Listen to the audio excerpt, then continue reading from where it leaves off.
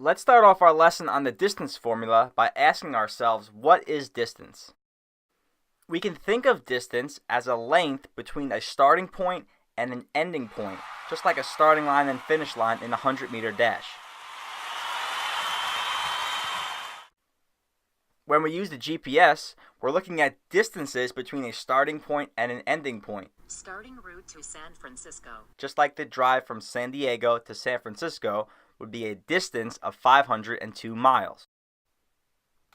So for this lesson, we're concerned with finding the distance between two endpoints connected by a line segment. In this case, line segment CK. If we measured this line with a ruler, we could say that CK has a length of 13 centimeters. Ooh.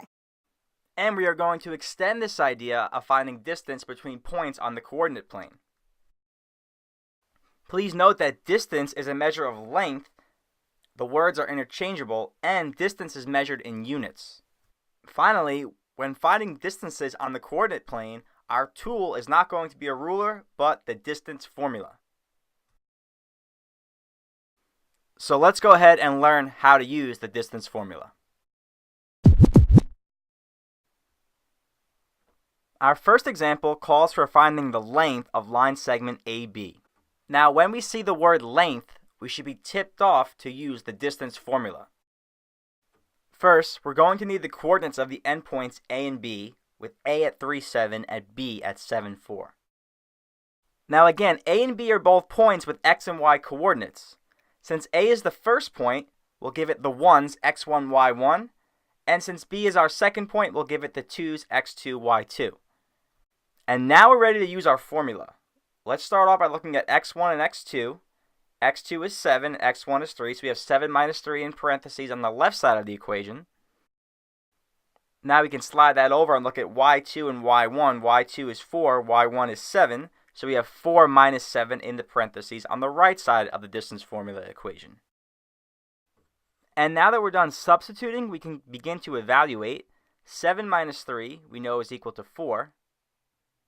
On the right side, 4 minus 7 is equal to negative 3. Now we can evaluate the exponents. 4 squared is equal to positive 16. And we're adding that to negative 3 squared, which is equal to positive 9. Remember, a negative number squared is a positive value. And we know that 16 plus 9 is equal to 25. And finally, we can evaluate the square root. The square root of 25 is equal to 5. So what we just found is that line segment AB is 5 units long. Now real quick, if we look at AB as the hypotenuse of a right triangle, we notice that the legs of the right triangle are 3 and 4.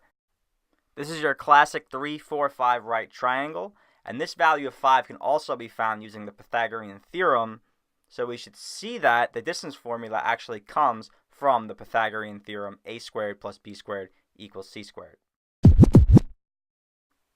For our next example, we're going to be observing a quadrilateral on the coordinate plane with endpoints W, Y, C, and M. We want to find the length of line segment WC, so we know we're going to have to use the distance formula again. Notice that W and C are diagonal from each other, so this is a diagonal of this four-sided figure. So we have to construct that line to help us visualize what line segment WC looks like on the coordinate plane.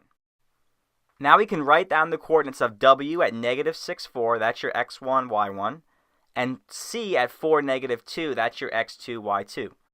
In the distance formula, we can now substitute x2 minus x1 is going to be 4 minus negative 6. Then on the right side of the distance formula, y2 minus y1 will be negative 2 minus 4. So now we can continue to evaluate. 4 minus negative 6, the double negative becomes a positive, so 4 plus 6 equals 10.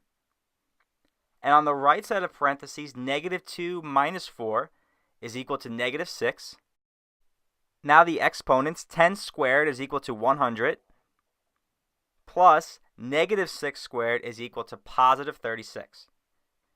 And 100 plus 36 is equal to 136. And now we just need the square root of 136, which is going to equal an irrational number. And since the question asks us to round to the nearest 10th decimal place, We'll round our answer to 11.7, the length of line segment WC. Oh yeah! Okay, I have a story for you guys that's going to help you remember what the distance formula is. It starts off with a girl that has long blonde hair and she wears it off to the side. She has big blue eyes and has very long eyelashes. She also has a cute button nose. And when she goes to science class, she sleeps. But in language arts class, she learns X comes before Y. And in math class, she learns that 2 is greater than 1. Just kind of an easier way to memorize that distance formula. But remember, you don't always have to memorize it because the distance formula comes from the Pythagorean theorem. So if I have a distance that I'm trying to find, let's say it's from this point to this point here, all we really have to do is find the distance between our y values, that forms one leg of our right triangle, and then the distance between our x values, that forms the other leg of our right triangle. Okay? And in the Pythagorean theorem, we know that a squared plus b squared equals c squared, our hypotenuse, which is also the distance between those 2 points.